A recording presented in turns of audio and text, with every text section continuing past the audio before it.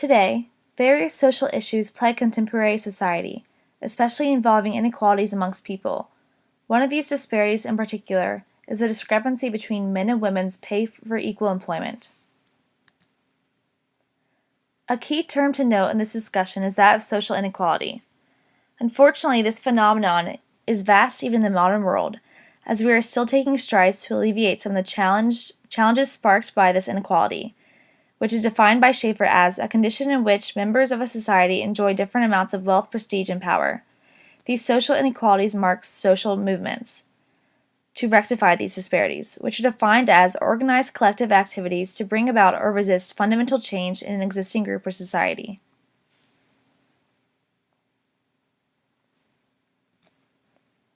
What is the pay gap? The gender pay gap is a comparison of men and women's median earnings. Median earnings are typical, not average earnings. Looking at the salaries of all women and men working full-time, the median is the number in the middle of the group. While the pay gap has steadily narrowed over time, it is nowhere near being eliminated, and in recent years, progress has actually stalled. The gap has been narrowed since 1960 due largely to women's progress in education and workforce participation, and to men's wages rising at a slower rate. At the rate of change between 1960 and 2015, women are expected to reach pay equity with men in 2059. If changes continue at the slower rate seen since 2001, women will not reach pay equity with men until 2152. Here's a brief timeline of the pay gap history in the United States. In 1869, a letter was sent to the editor of the New York Times. This letter inquired why female government employees were not being paid the same salary as their male counterparts. Over 500 women were suffering in the situation, and the author wrote, "Very few persons deny the justice of the principle that equal work should command equal pay without regard to the sex of the laborer, but it is one thing to acknowledge it and another to practice it." This led to a resolution for equal pay for government employees, and it was passed by the House of Representatives by almost 100 votes. And the next year, it reaches the Senate, but in a watered-down form, so not to ensure exact equal pay. In 1883, Western Union Telegraph Company goes on strike for equal pay. This led to nationwide communication problems in order to ensure equal pay for equal work, although the strike wasn't successful. In 1911, New York teachers are granted equal pay, same as their male counterparts. This came about after a long battle with the Board of Education.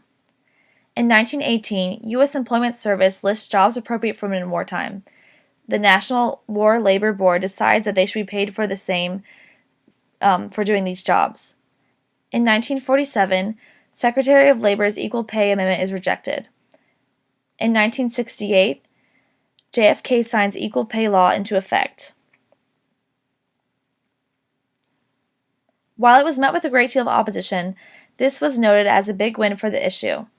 The next year's Civil Rights Act of 1964 prohibited discrimination on the basis of race, origin, color, religion, or sex. In 1978, the Pregnancy Discrimination Act protects pregnant employees, and the Family and Medical Leave Act of 1991 allowed parents, regardless of gender, to take time off. In 2009, President Obama utilizes the Lilly Ledbetter Fair Pay Act as his first piece of legislation, providing incentives to make payrolls more fair. Full-time working women in America earned only 82.2% of men's median weekly earnings in 2011, according to a report by the Institute for Women's Policy Research.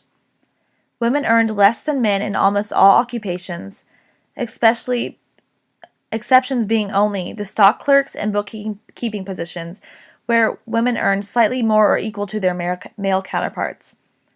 The gender wage gap was most pronounced among CEOs and financial managers. Ironically, female chief executives earned only 69% as much as male bosses, equaling $658 less in median weekly earnings. The pay gap affects women from all backgrounds, but its effects vary among different demographics. This image charts the pay gap by race and ethnicity among full-time workers in 2015. Among Hispanics, African Americans, American Indians and Alaska Natives, and Native Hawaiians and other Pacific Islanders, both women and men had lower median earnings than non-Hispanic whites and Asian Americans. Women were paid less than men were within each racial and ethnic group, and the pay gap between men and women within the group was smaller among African Americans, Hispanics, American Indians, and Native Hawaiians compared to that of whites and Asians. It is clear from the chart, however, that the small gender pay gap among these groups is due solely to the fact that American Indian, Native Hawaiian, African American, and Hispanic men were paid substantially less than non-Hispanic, white, and Asian American men were paid in 2015. Asian American and white women typically were paid more than other women, and Asian American men were paid the highest wages of any group. The feminist perspective is a sociological approach that views inequity in gender as central to all behavior and organization. Under this view, theorists would argue that society has arranged for women to be paid less in order for capitalism to thrive. Radical feminist theorists think this is true of any male-dominated society, not just capitalist. Feminists stress the power struggle between the sexes and tend to see women's inequality as part of the exploitation inherent in patriarchal societies. Therefore, they would react to the social issue of the wage gap with the argument that society is structured this way in order to maintain a healthy economy in which males feel comfortable. As the course of the text analyzes, it has been argued by Engels that women's subjugation coincided with the rise of private property during the Industrial Revolution, and while we have made great strides since then to diminish the gap, it is still very present, and the feminist perspective would agree that this is in order to maintain the comfort that female subjugation brings the economy for their male counterparts. The emphasis of the female feminist perspective when dealing with women as the oppressed majority is that women's subjugation is integral to society and social structure.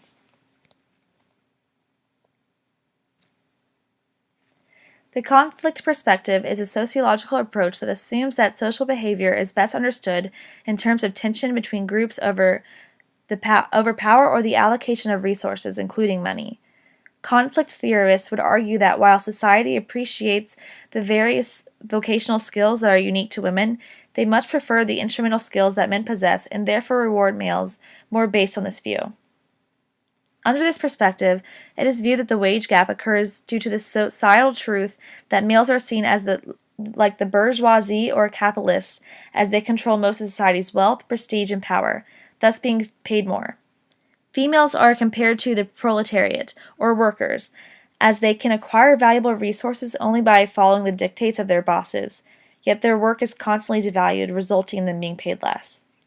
The conflict model stresses that because the female-male power relationship, one has to rise over the other and reap greater rewards, and society dictates this position belongs to men. Thus, they are being paid better for the same work on a regular basis, should this work follow the requirements of a masculine valued task. The emphasis of the conflict perspective when dealing with women as the oppressed majority is that gender inequality is rooted in the female-male power relationship. When studying gender inequality and equal pay, sociology matters because it proves wage inequalities based on an ascribed status, not on an achieved status. It stresses the necessity to initiate discovery based on this topic, and it explains the phenomenon of feminization of poverty. As we have learned, ascribed statuses refer to the social position that is assigned to a person by society without regard for the person's unique talents or characteristics, while an achieved status is a social position attained by a person largely through their own efforts. The wage gap signifies how women are judged based on their gender and paid accordingly instead of being given proper amount of money based on their achievements at their jobs and the beneficial work that they perform. Sociology illuminates this fact by providing these terms to broaden our understanding of the subject. According to sociology, a discovery is the process of making known or sharing the existence of some aspect of reality. Studying sociology and then applying this to the problem of equal pay provides individuals with a goal, which is to make a discovery based on this aspect of reality, the fact that women are being paid less than men, especially if they are women of color. Finally, feminization of poverty is an important concept that sociology provides, as it is the trend in which women constitute an increasing proportion of the poor people of the United States. With this term, sociology provides a potential result of the wage gap, as women are being paid less than men for the same jobs, thus more likely to become disadvantaged. This sociological imagination is defined as an awareness of the relationship between an individual and the wider society, both of today and the past. The concept of the sociological imagination and other aspects of the course have helped me better understand the social world by leading me to think of concepts such as the wage gap from a new perspective. By utilizing the sociological imagination, I have been able to remove my personal biases on subjects and view certain sociological phenomena through the terms and perspectives of sociology, which guides me to adopt new ways of thinking that are beneficial to being more critical and developed as a student and a member of society. It has been so advantageous for me to view the issue of the gender wage gap through the analysis of sociology in order to understand the differences between men and women in this conflict, and as also how various women are paid differently based on the relevant factors. Now, I am more passionate than ever to fix this pervasive issue, and sociology will be a major tool for me and fellow individuals who possess the sociological imagination.